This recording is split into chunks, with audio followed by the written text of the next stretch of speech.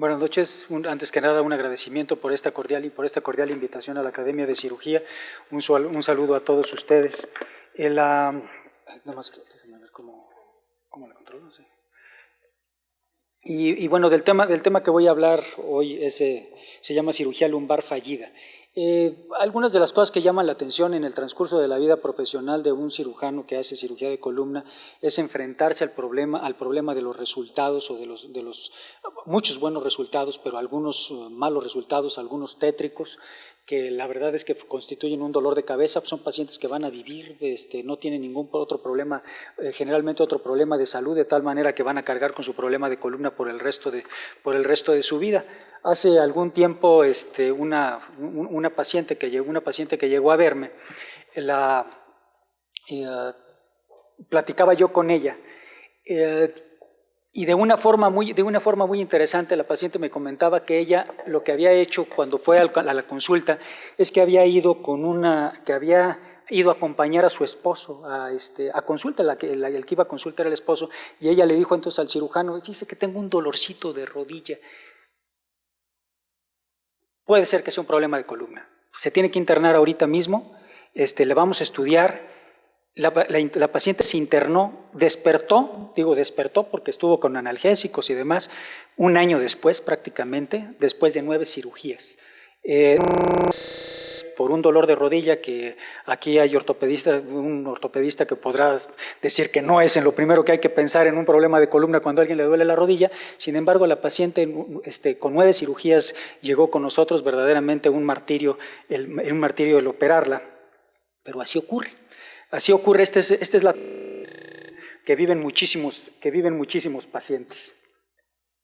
El término de cirugía lumbar fallida es un término que se utiliza para englobar a todos aquellos pacientes que continúan con dolor todavía después de una cirugía lumbar. Digo, eso es muy fácil suponerlo. Nosotros, en el momento en el que la posición de pie, comenzamos a degenerar rápidamente nuestra columna vertebral, y como pueden ver en esta progresión en el video, pueden ver que se van comprimiendo las estructuras neurales. Entonces, después, yo digo, ya esto apenas hace un poco más de un siglo, que comienza a hacerse cirugía de columna, comienza a haber problemas secundarios, ya no nada más a la patología propia, sino también propiamente a la cirugía en sí. Y mientras más evoluciona la cirugía de columna, las complicaciones también van evolucionando, también se van haciendo más difíciles de manejar, y de eso no hay ninguna duda. De esto podemos darle una evidencia de clase 1 y 100% de confiabilidad de que hay problemas en la cirugía de columna. 5 y 40% de todas las cirugías lumbares van a requerir de una segunda cirugía, probablemente alrededor del 15% en promedio. Pero lo más importante cuando nos llega a nosotros un paciente con este tipo de problemas, ¿qué fue lo que falló? ¿Por qué el paciente continúa con dolor después de haberlo operado? Y hay factores inherentes al paciente, o sea, factores inherentes a la patología propia y factores inherentes al cirujano, la experiencia, el tiempo que tiene, a lo mejor hasta el estado de ánimo.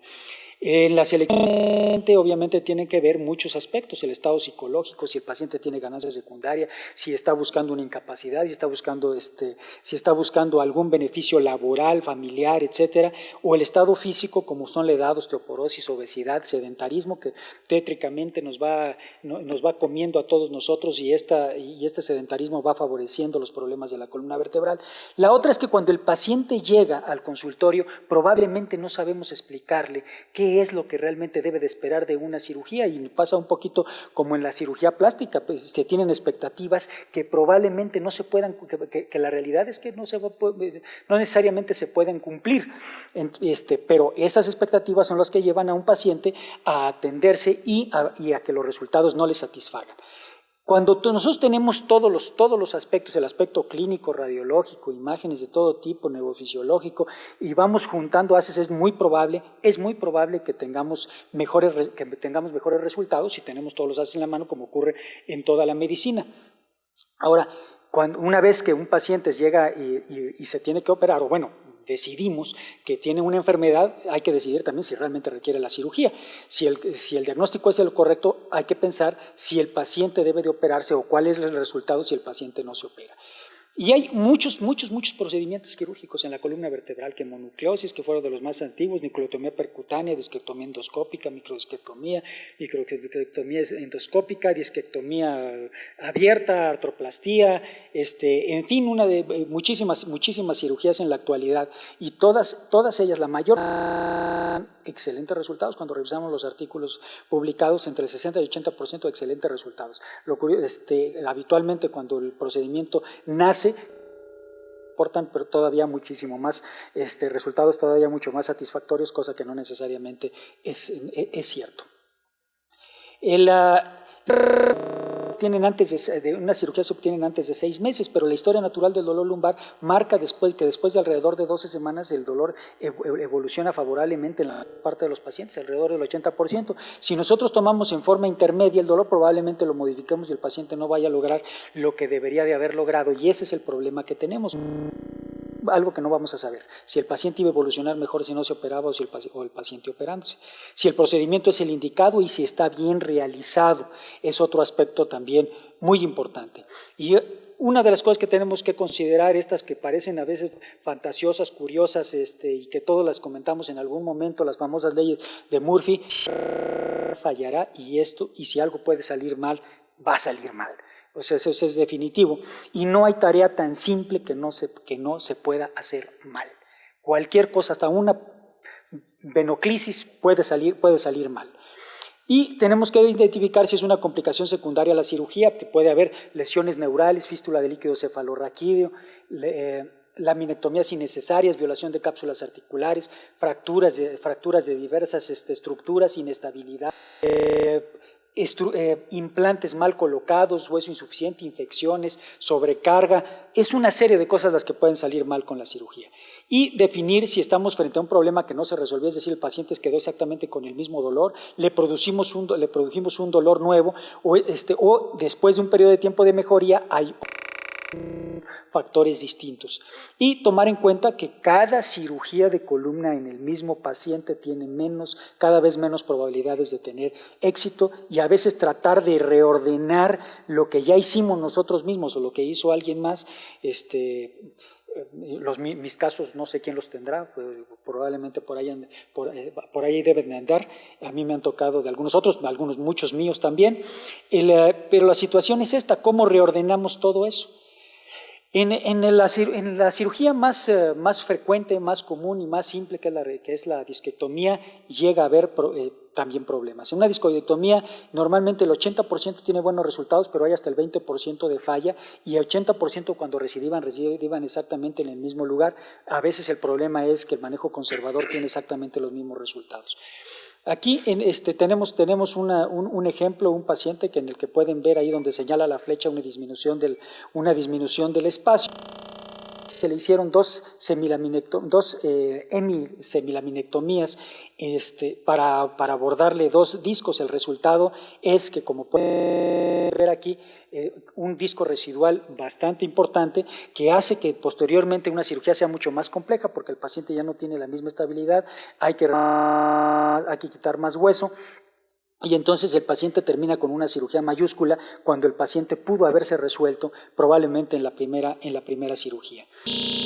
Otros casos, por ejemplo, cuando se hacen laminectomías más amplias, que llegan a producir inestabilidad en la columna vertebral, y eso hace que también progresivamente se tenga que ir haciendo cada vez procedimientos más invasivos, hasta procedimientos como que es la colocación de un montón de tornillos, y hacer unas laminectomías amplias para descomprimir, y probablemente ya los resultados no sean igual de satisfactorios. Eso lo vemos frecuentemente, que como cirujanos a veces pedimos nada más una AP y una lateral de columna vertebral, y no pedimos dinámicas, pero como pueden ver aquí en las dinámicas muestra que tiene un desplazamiento anormal de una de las vértebras, y aunque en la resonancia magnética se ve relativamente bien, y en las radiografías estáticas también, el paciente realmente requiere de un procedimiento de estabilización. Sin embargo, a este paciente se le manejó con una laminectomía de este tamaño, produjo un mayor desplazamiento, una fractura, ahí pueden ver el fragmento, que el paciente obviamente con muchísimo dolor, pueden ver la cantidad de hueso que se elimina, y si como la imagen de la resonancia previa a esta, pues se ve que hay una diferencia notable. Estaba mejor la primera, por supuesto, antes de operarse, porque ahora sí tiene una igual termina con con un abordaje mayor y con una instrumentación.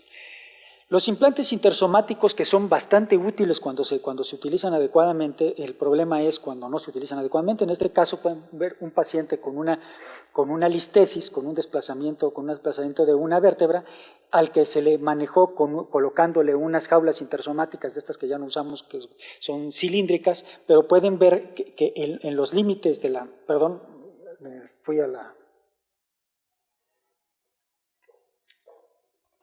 Déjenme tratar de regresarla rápidamente.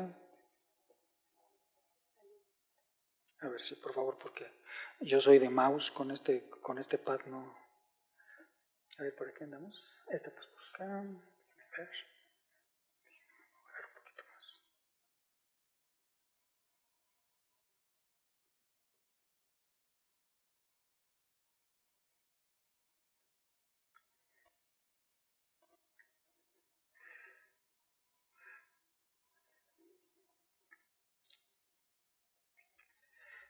Como pueden ver, las jaulas prácticamente tienen invadido el conducto espinal y producen una compresión muy importante. Ahí pueden ver la compresión del saco dural en esta mieloradiculografía.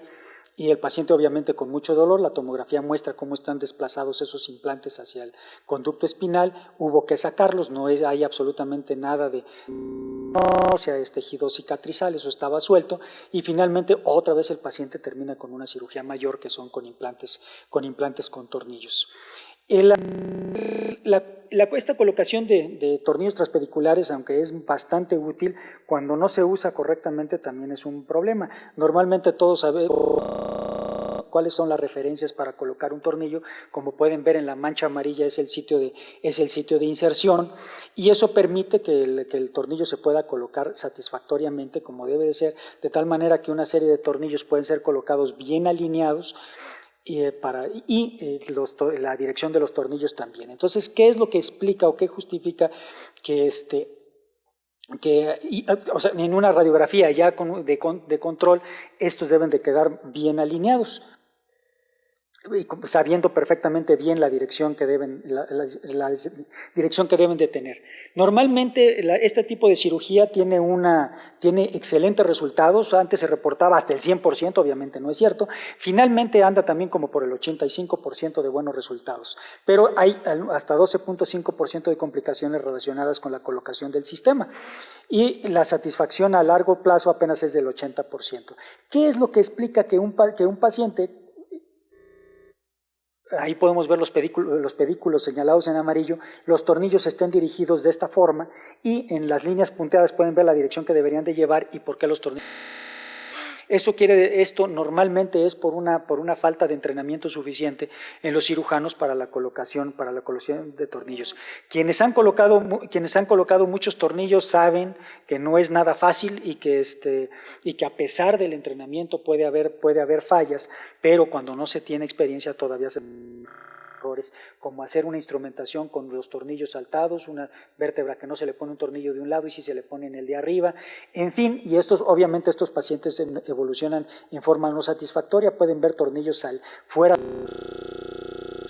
que pueden producir lesiones neurales fuera de la vértebra, ya sea hacia el conducto espinal.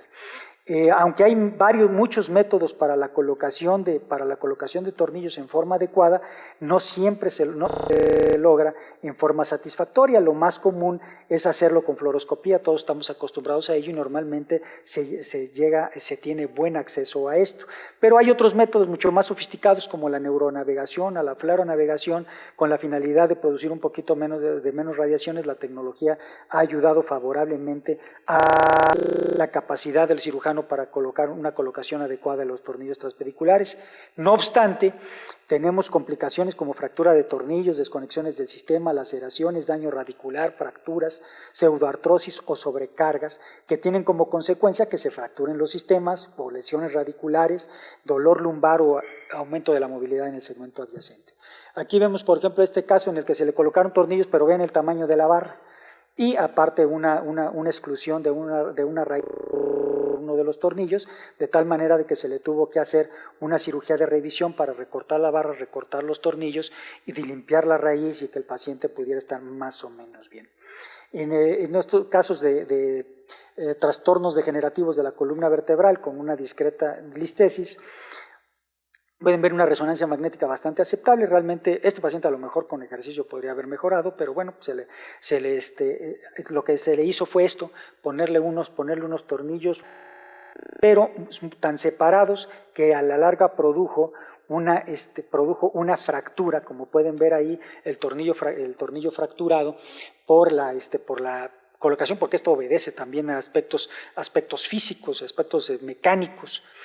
Entonces hay que hacer una cirugía de revisión para recolocación de un sistema y para reestabilización.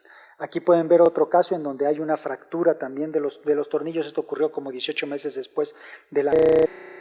En este caso lo que hicimos fue cortar las barras y poner otro tipo de implantes y con eso el paciente mejoró, no totalmente, pero sí hubo una mejoría considerable. En pacientes en los que, vean aquí una hernia de disco, pueden verla ahí con una compresión significativa. A este paciente le hicieron esta instrumentación en el que pueden ver el tornillo que está señalado muy medial, o sea, está muy adentro, y esto en azul ven la dirección que debió de haber seguido, pero invade el conducto espinal con una lesión radicular importante en el que cuando se revisa encontramos el desplazamiento. Ahí pueden ver cómo está el tornillo comprimiendo la raíz nerviosa y en el momento de retirarlo cómo recupera la posición que debería de llevar normalmente. El resultado de una instrumentación más agresiva. Aquí tenemos este otro paciente que las primeras radiografías no las tenemos, pero sí estas con la que se le puso un sistema de placas que ya no se utilizan con un tornillo mal dirigido, que produce una compresión muy importante también en las raíces. Y a este paciente se le cambió el sistema. Después se pensó que la causa podría ser otro disco y se le hizo una discografía. Finalmente, cuando una cosa va mal, pues igual puede resultar peor, y con esa cirugía lo que ocurrió es que tenemos un dural con una compresión muy severa de las raíces nerviosas, de tal manera de que hubo que hacerle otra cirugía. Pueden ver cómo están los tornillos mal colocados. Hubo que hacerle una cirugía de revisión muy amplia, encontrando diversas lesiones por los tornillos, por cicatriz, por quistes sinoviales, una serie de cosas que obliga a hacer una cirugía de limpieza mucho más, muy extensa, también de alto riesgo, y finalmente con la colocación de un sistema adicional. Aquí vemos otro caso también de columna degenerativa. Pueden ver que las radiografías originales, la columna está más o menos bien alineada y apenas tiene una pequeña lesión discal. Sin embargo, después de la cirugía que se le hizo, que fue una laminectomía y una instrumentación, la columna ya no está derechita. Entonces, estos son los estudios que le hicimos, en donde se encontró los tornillos desviados dirigidos a problema mayor. A esta paciente finalmente queda con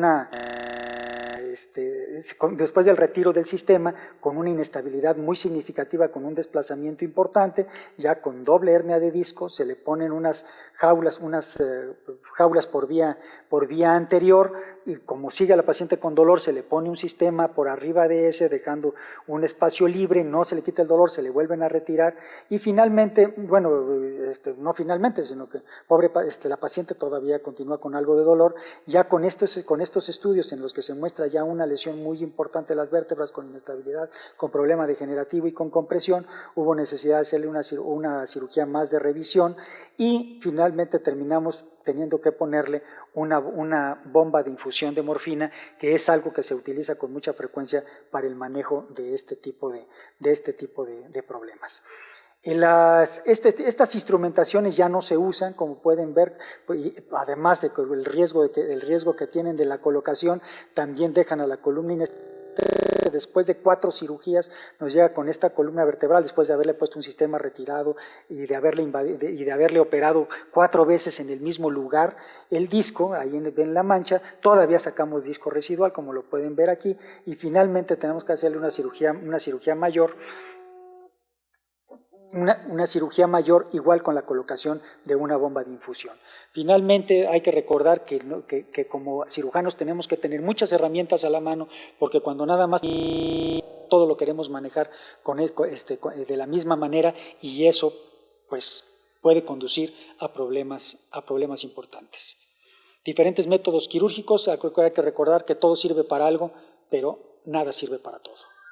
Muchas gracias.